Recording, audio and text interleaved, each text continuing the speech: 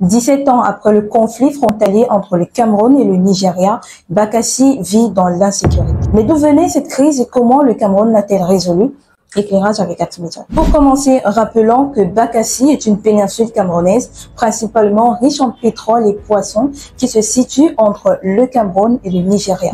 Si on remonte dans le temps, en 1913, un accord entre les Britanniques et les Allemands attribue Bakassi au Cameroun, encore sous protectorat allemand.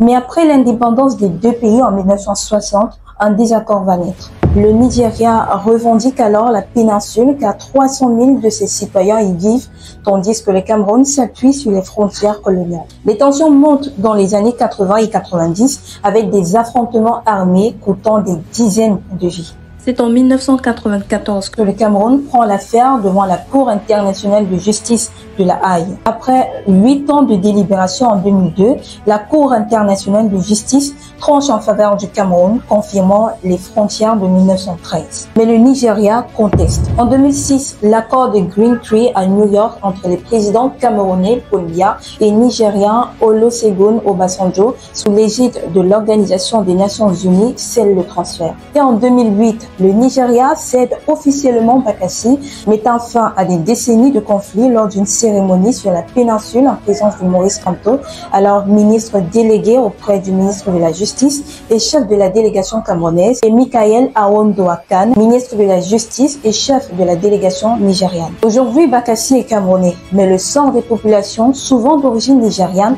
reste en défi. Cette crise montre comment le droit international peut résoudre des différends au détriment de la guerre. Qu'en pensez-vous?